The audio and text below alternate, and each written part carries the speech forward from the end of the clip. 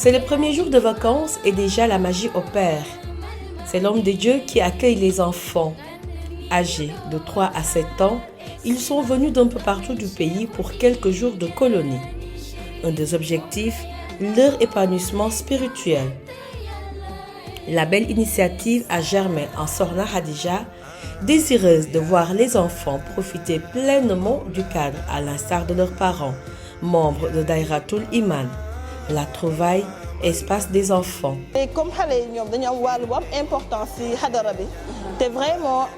man am naa expérience léegi pourquoi pas comme le sang bi di wax rek jël expérience boobu mettre à la disposition de hadara bi indi leen sama wàll ci fànn boobu daal. Ici, chaque enfant a, en plus des loisirs, profité d'un encadrement pour un renforcement spirituel. Vu que ñoom parents yi mën nañ ni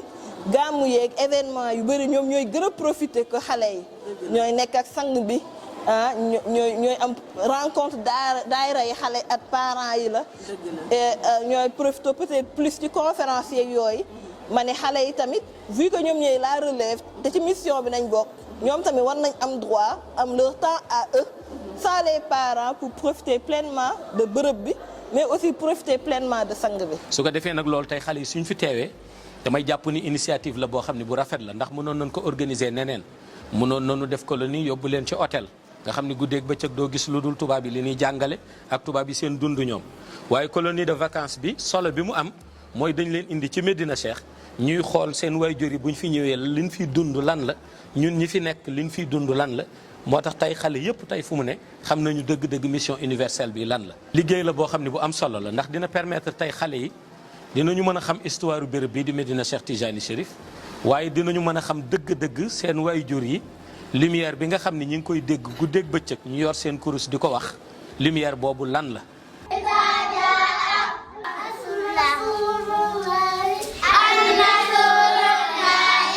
Les journées sont rythmées d'apprentissage du Coran en alternance avec des activités ludiques. wax rek ni colonie de vacances la waaye ñun dañu jàpp ni sax li ngeen def nii ëpp na vacances ndax li ngeen def nii ñëw la ressourcé waat ci source bi fexe yeesalaat seen rox yeesalaat seen xol te defe naa ni mu waree seeni waayjur yéen aussi noonu la leen ware ndax rox moom su ñuy natt ci wàllu at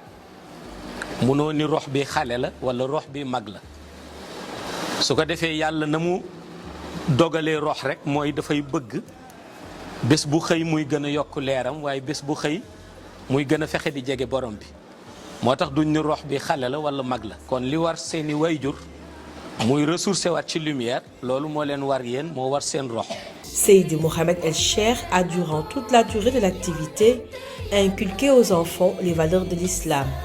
Ces derniers qui, dès l'aurore, sacrifient au rituel des 5 prières avant de s'exercer au wazifa, entre autres apprentissages.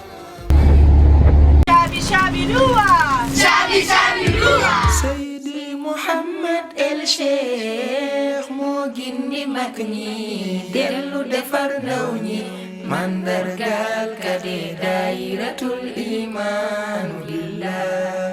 Seydi Mohamed El Cheikh moo gindi mag ñi dellu defar ndaw ñi mandargal kade daayiratul imaanu billah. Les secrets mystiques de certains animaux leur sont même révélés. parc ba di def seen visite dama leen waxoon ni suñu demee rek ñoom nañu basé wu ci benn aaya bi yàlla di wax sanurihim wa ayatina fil afaqi wa fi anfusihim su boobaa lu ñu xoolati lu nekk ñoom danañ ci mën a gis ni lii kat comme créature la bu yàlla bind waaye dana mën a doon jàppandal boo xam ni maanaam dana leen mën a jëriñ ba nga xam ne bu ñu xoolee rab yi du ñu gis rek rab bi nii ndax dañ ko bëgg découvrir tey ñu wan leen lii mooy kéwal wala wan leen lii mooy torti wala wan leen lii mooy golo yi waaye dinañ ci mën a jàng ni ñoom yàlla bind na leen ñoom xale yi ñu bokk ci être humain ñu nekk ci bani aadam waaye yàlla aussi bind na ñoo xam ni ci beneen xeet la leen boole muy ci xeetu rab yi waaye yàlla it def hikma ci ñoom waaw yàlla def hikma ci ñoom parce que sabaha lillahi ma fi samawati wa ma fi l ardi alquran dafa ni lépp loo xam ni mi ngi ci suuf mi ngi ci asamaan mi ngi ci diggante yi day tudd yàlla kon xale bi moom ni muy tuddee yàlla na jàpp ni aussi rab boobu mu seeti woon rab bi noonu lay tuddee yàlla ndax règne animal yàlla ngi tënk seen zikr ñoom ci turam ba ñoo tuddee almajid su ko defee ci almajid boobu ci la ñuy communiquer ñoom seen communication aussi du yam ak communication doomu aadama moom xëy na mën na yëkkati làmmiñ wax moromam dégg ko ñu ni làkk na wolof wala làkk na français règne animal bi ñoom aussi ñi ngi communiquer ci seen biir ci ay langues yoo xam ni sax su la yàlla mayul wala ngay wëlu yàlla munoo xam dëgg-dëgg ñooñ ci ban langue la ñuy wax ndax ñi ci ëpp ci ñoom ci seen instinct la ñuy wax te instinct dafa sore ci biir règne animal li ci ëpp ci ñoom pour nga mën ko percevoir foog nga am la ñuy tuddee jàppandal ci wàllu lumière boo xam ne dañ la mën a permettre maanaam bëtt la nga xam ni mooy seen xaqiqa ruux pour comprendre seen langage ndax ñëpp xam nañ ni Mawlaay Cheikh Ahmed Tijani gis nañ ko ci côté yu bare yoo xam ni miin nañ ko sax ba ci ñi koy dessin ñu gis benn kéwal ci wetam ma waxoon leen kéwal boobu loolu nawaamis la waaye donte nawaamis la mais kooku dafa daan communiquer ak Mawlaay Cheikh Ahmed Tijani Cheikh di communiquer ak moom am na ñoo xam ni ci xadara Cheikh Tijani mënoon nañu wax ak moom ñu mel ni ñoom Aliou Harajim waaw ak ñeneen ñoo xam ni ci baatinu Cheikh la ñu nekkoon daan nañu communiquer ak moom xam nañ ko bu baax moom waaw ba xam nañu lu mu doon jamono ji kon animal dafa nekk loo xam ne lu am solo la waaye solo bi yëpp nag mooy xale yi suñu demee di ko xool pour man liñ ci war a jànge mooy ñu jàpp ni ñii kat ñoom ay mbindeefub yàlla lañu ñoom xale yi nekk ci bani aadam ñu tuddee leen être humain mais ñee aussi ay mbindeefub yàlla lañu bokk ci règne animal. Son humilité faisant, le guide religieux n'hésite jamais à se joindre ou à accompagner les enfants en dehors du site. Des enfants dont la plupart des garçons sont d'ailleurs ses homonymes. Au cours de leur séjour à Saint-Louis, les enfants ont pu à volonté profiter du cadre magnifique, fief de Daïratul Iman. Sur site, la grande mosquée de Saint-Louis, dont le puits a une relation spirituelle, mystique, avec le puits creusé dans la demeure du guide religieux.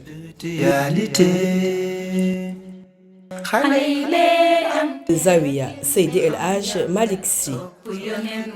C'est avec beaucoup d'émotion, les yeux pleins d'étoiles, que les enfants disent le merci de leur cœur. Mon père fait partie de la Daïratul Iman.